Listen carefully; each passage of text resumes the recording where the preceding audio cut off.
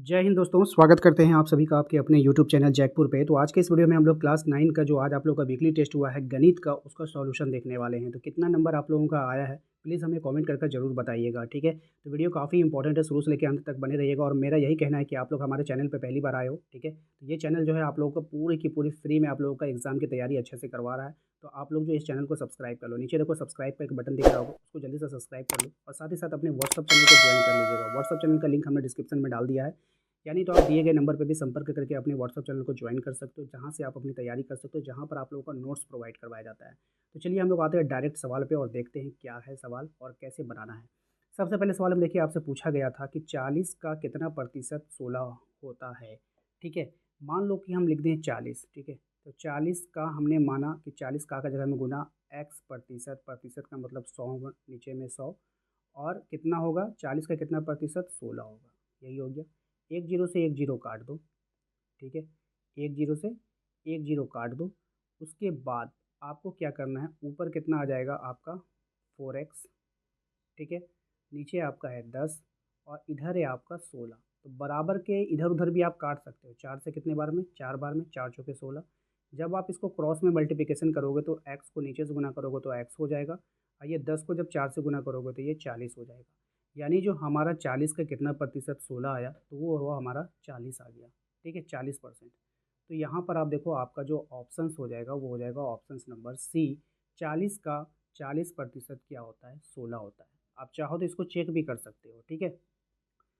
आइए question number 2 पे आते हैं। क्वेश्चन नंबर 2 में कह रहा है घन का कुल पृष्ठीय क्षेत्रफल क्या होता है। कि क्षेत्रफल बोलेगा तो स्क्वायर आएगा ही आएगा, है ना, पावर आएगा आएगा। तो इस पर पावर नहीं, ये तो ऐसे ही खत्म हो गया। इस पर पावर नहीं, ये तो ऐसे ही खत्म हो गया।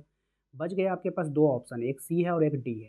देखिए घन बोला है तो घन में 6 पृष्ठ होते हैं, तो 5 वाला तो होगा नहीं, इसलिए ऑप्शन नंबर डी हमारा राइट आंसर है।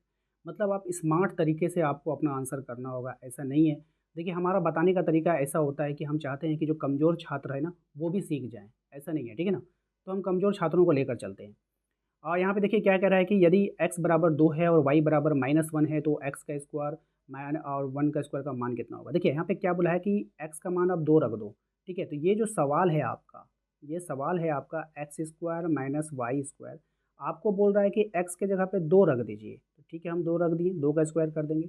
और बोला y का जगह पे -1 रखिए, ठीक है, y का जगह पे हमने -1 रख दिया।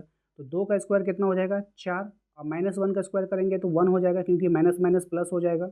अब 4 में से 1 घटा दो, कितना आ गया 3। 3 आपको दिख रहा है ऑप्शन नंबर ए में, तो ऑप्शन नंबर ए इसका राइट आंसर होगा, ठीक है। आइए क्वेश्चन नंबर 4 में। क्वेश्चन नंबर 4 में आपसे कह रहा है कि 27/125 का घनमूल क्या होगा।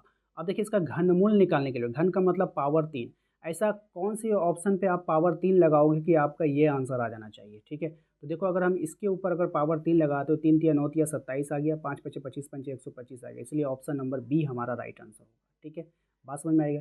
आज इसको बनाने का तरीका क्या है, जैसे ये 27 है, 27/125 है, इसका रूट चढ़ाइए और यहाँ पे 3 दीजिए, यही होता है घनमूल। तो यहाँ पे आप इसको डायरेक्ट लिख सकते हैं 3/5, ठीक है। ये बनाने का तरीका हो गया, ओके। आते हैं नीचे 5 में। आइए क्वेश्चन नंबर 5 में कह रहा है कि इनमें से कौन पाइथागोरस त्रिक है। त्रिक का मतलब होता है कि वो नियम को फॉलो करता है। मतलब इसको ध्यान से समझिएगा, इसमें जो सबसे जो बड़ी भुजा होती है, ठीक है, वो बड़ी भुजा का स्क्वायर अन्य दो भुजाओं के वर्गों के योग के बराबर होगा। मान के चलिए यहाँ पे 2 है, 3 है और 4 है, ठीक है। ध्यान से समझिएगा, ये सवाल एग्जाम में आता है। अब यहाँ पे जो सबसे बड़ी भुजा कौन है, यहाँ पे जो सबसे बड़ी भुजा है हमारा वो कितना है, वो है हमारा 4, ठीक है। तो 4 का स्क्वायर कितना हो गया 16। अब जो होगा ये छोटी जो भुजा है दो गो, इसका स्क्वायर का योग जो है ये 16 के बराबर होना चाहिए। तो 2 दूना कितना होगा 4, और 3 तिया कितना होगा 9, तो 9 4 कितना हो गया 13। क्या 16 के बराबर है, नहीं है, तो ये आंसर नहीं होगा, ठीक है।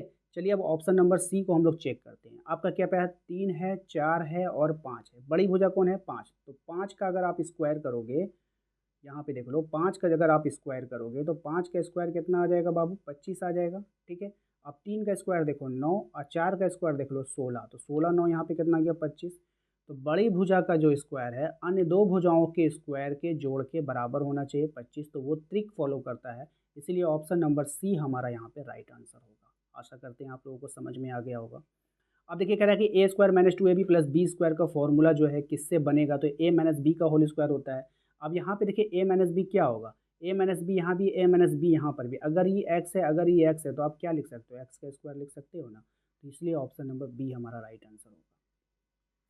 देखिए कोई भी नंबर से अगर उसके पावर अगर उस पर 0 है तो उसका वैल्यू 1 के बराबर होता है, तो ऑप्शन नंबर बी आंसर हो जाएगा।